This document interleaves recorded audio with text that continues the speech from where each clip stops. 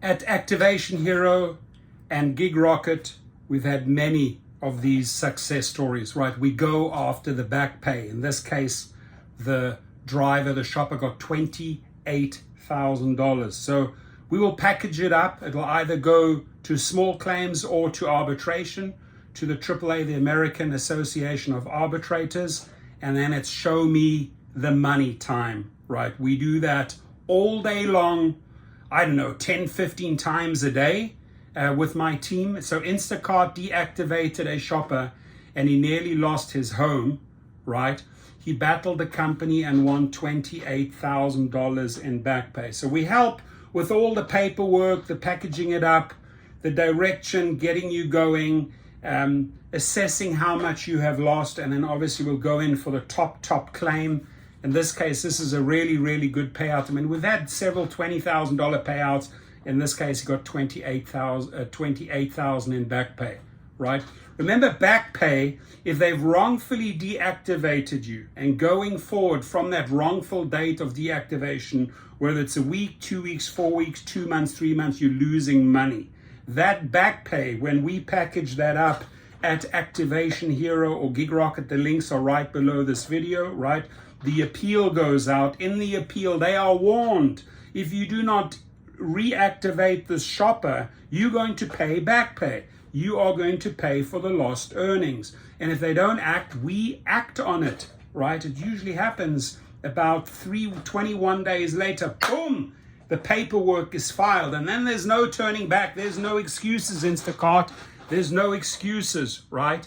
So check it out. The link is below. All the delivery companies, Activation Hero really specializes in those, whether it's Roadie, Shipped, Instacart, DoorDash, Uber Eats, Postmates, Grubhub. That's really your choice, and the link is below. So in this case, the shopper used arbitration, which Instacart mandates for contractors who want to challenge it.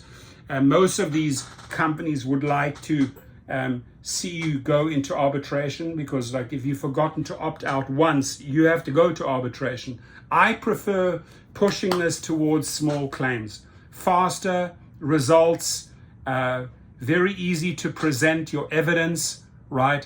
Arbitration, the problem is most of the times, or all the times, the company pays for the arbitration. They really own those arbitrators. So usually arbitrators are very company friendly. Small claims, you have the right judge on the right day looking at your evidence. Hey, I'm owed $28,000 back pay. Now, $28,000 you ain't going to get in small claims court. So this person rolled the dice, went to arbitration, got lucky here, right? So Jason Villa had been an Instacart shopper for 2.5 years in July 2021 when the company deactivated his account. The reason: a Walmart self-checkout charged him for an extra item while he was ringing up an order. That simple mix-up touched off a struggle that lasted over a year, left Villa broke and nearly cost him his home, he said. But he fought back, and exercising an option that most gig workers may not know they have, he went into arbitration. So that exercising that option, that is what we teach you at Gig Rocket and Activation, how to exercise that option. You always need to go after your lost monies, ladies and gentlemen. Don't leave any dollar behind. So whether you go to Gig Rocket or Activation Hero, we show you how to chase those dollars, whether it's small claims or whether it's arbitration. We help you with all the paperwork. The arbitration process can be complicated to navigate. That's the one sort of disadvantage versus small claims. And most gig workers don't have the resources to hire someone to guide them through it.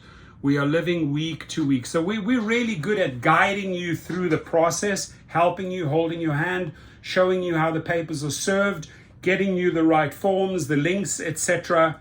And that is usually right after the appeal. Now, many times in the appeal after the 21 days, maybe the company remains silent and thinks you're going to go away. No, we're not going to go away. We're going to go and collect the monies, right? The problem very often is that drivers have multiple violations or warnings, right? So the company feels like, well, I don't have to reactivate this driver. We've warned them 10 times over this specific issue, but If on that last one they deactivated you for a wrong reason, that is the one you go after, right? Instacart confirmed that it deactivated Via and that this case was resolved by arbitration in October. Initially, Instacart didn't make it clear why it deactivated. That's the big problem. They will not give you the reasons. It's a blanket term, oh, they committed fraud, or something about the driving habits, right? But they keep it very, very vague, deliberately keep it vague, right? In the terms shoppers must accept before they start working, Instacart lays out reasons workers can be deactivated. Some examples are obvious, such as repeatedly delivering orders late. But Via's experience demonstrates that Instacart sometimes deactivates its contractors over much less. In an interview, Via said that the issue that led to his deactivation went back to the Walmart self-checkout kiosk he used 2 years ago. Before he arrived, another customer seemed to have scanned an $18 pack of cat food, then walked away with the item without paying.